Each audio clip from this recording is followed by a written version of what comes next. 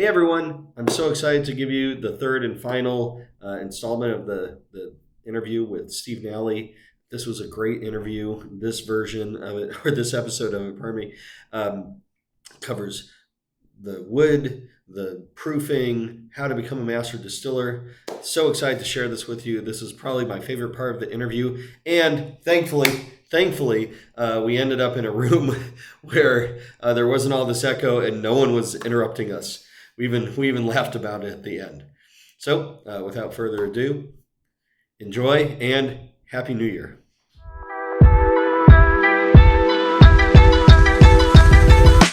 I mean, wood's a big deal, right? I mean, especially with the blending, I imagine that you have to take into account maybe using wood as part of the finishing process to really bring out new flavors and blends. So, how do you take into account the barrel, the toast, char levels, and how do you take that into consideration with blending? Well, you have to remember that as being a part of what influences the final blend. The products that you're using, what flavor profiles, what wood influences they have, and what part they're going to play in your final blend.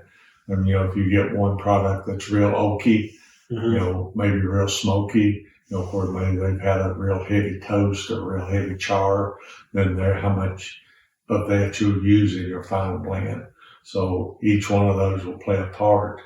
If you use a younger product, it's not going to have as much wood flavor in it. If you use a real old one, then it's going to have a lot of oaky, tannic, flavor profiles in it. So each one of those would play a part.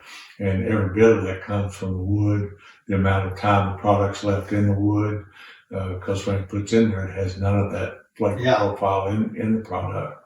So all of those play a factor into the finished product that you have, after you finish your blend.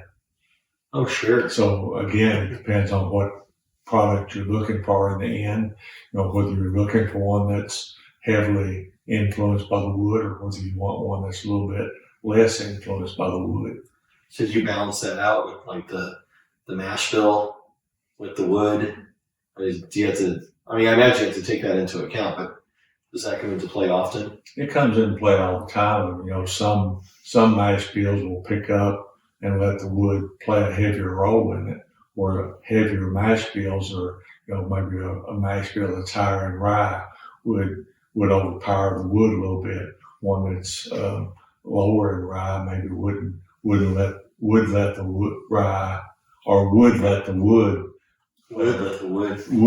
wood play a bigger part in it. Mm-hmm. So it depends on the mash bill as to what part the wood would play in it.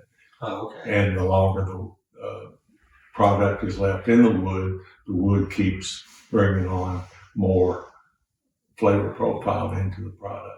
Is there one particular wood that you haven't worked with yet that you'd like to? I think we've tried a lot of woods. Each wood, some of them you definitely don't want. There's some woods we've worked with that I think cedar is one that, it's just something that puts a really, really negative flavor into it.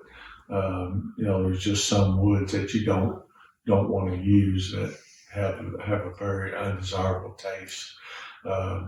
There's something like apples, cherry, walnut, kind of has a decent flavor that, some woods you can use to give it a good flavor into the product. But we've experimented with a lot of them, and then whether they're toasted, whether they're charred, whatever, to what flavor they release into the product too. There's some spicy flavored woods that would come in, enhance it too. So we've worked with a lot of them. There's some of them that's still in the testing now that will come out maybe in a few years that, we can answer better too. Sure. What part they're going to play in it. So there's a lot of experimentation that's just happening now that, can can answer that question a little better. Oh, sure. Yeah. Huh.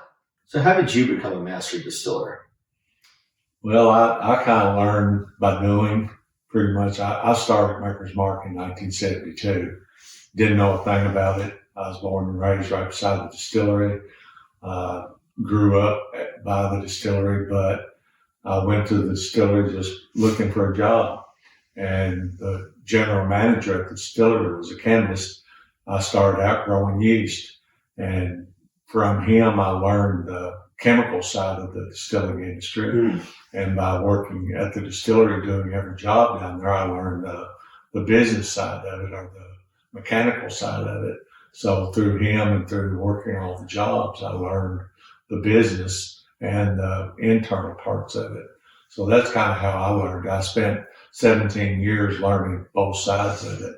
And that's how I learned to be a master distiller. A lot of distillers nowadays learn it by going to college, mm-hmm. learning the chemical side of it, and then they become a distiller by doing the business side of it or the mechanical side of it. So there's a couple of ways of learning, but that's the way I learned, just by growing up within the distillery itself. Sure. And when I started Maker's Mark, it only produced 30 barrels a week. So I got to see all phases of it while I was working there. I would work in the distillery one day, put it in the barrels one day, work in the rick house one day, work in the bottling house one day. So I worked all parts of it within the time frame I was there, the first few years I was there. If someone wanted to start out in this business and wanted to become a master distiller, would you recommend the college route? Well, both of them are very important. So if you got a chance to work under somebody that had the chemical side, the chemistry side of it, that would be a route. But you definitely need the chemical side, the chemistry of it.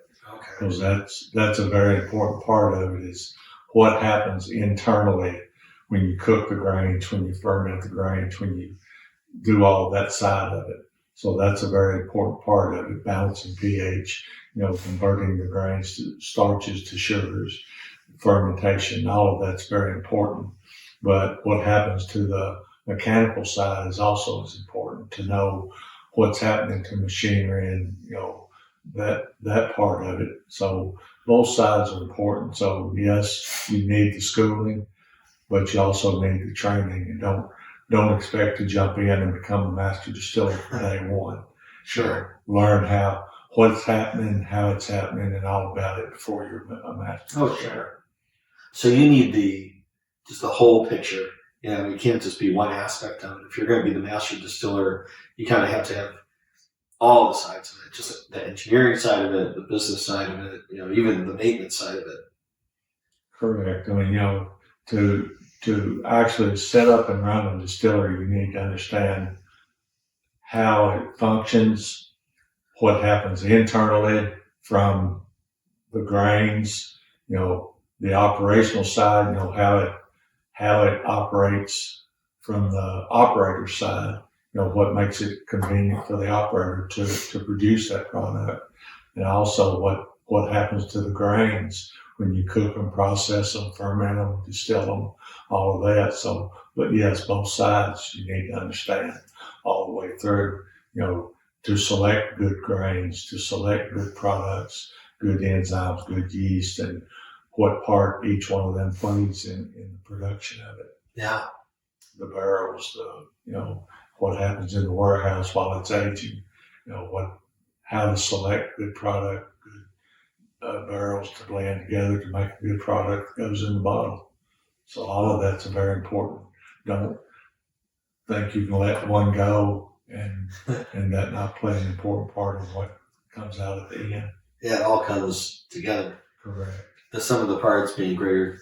That's right. If you miss one part of the puzzle, then the puzzle's not complete. Wow. So what's your proof of choice?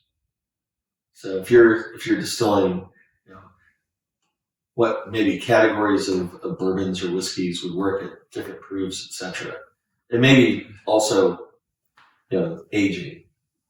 My age is primarily 6 to 10 year old. That's kind of my favorite age. There are some exceptions.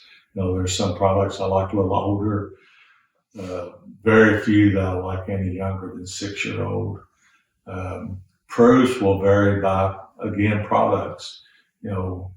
Somewhere around 90 to 100 is kind of a good spot for proof. But again, some products I think are so smooth and mild that I can go a little higher proof. But I think 6 to 10 year old is kind of a sweet spot for my age, and 90 to 100 is kind of a good spot for my proof. I think if you get too much higher than 100, the alcohol starts to kind of overpower the flavors. Generally, if I get a product that's over 100, I'll either add just a little bit of water to it or put a couple ice cubes in it and let them melt down a little bit to kind of dilute the product some. So that's one of my sweet spots. And of course, wheat is my mash bill of choice. Growing up at Makers, I became a wheat guy. Mm-hmm. I hear you. Yeah, I'm weeded through and through. So how do you feel about the just explosive growth of the bourbon industry? I'm very excited about it. It still kind of astonishes me, because I lived through the really, really deep decline in bourbon. When I started, it was kind of it wasn't a novelty. It was just kind of a ho-hum drink. Then it went, everybody was drinking clear product, vodkas, gins, and all that. And bourbon was just, they drank scotch or nothing brown. And then bourbon kind of started an incline and took off. And I think people really started to appreciate bourbon, started to consume it for the flavor and the taste and to enjoy it. And then premium bourbon started coming to be. And now people are really consuming it because they enjoy it and they really like the flavor and the taste of it. And I don't know where it's going to end. I don't think I will ever see it. I think the demand is so much out there that we can't make enough of it.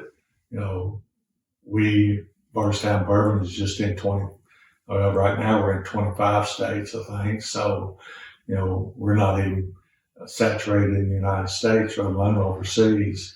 And we're making over 120,000 barrels a year right now.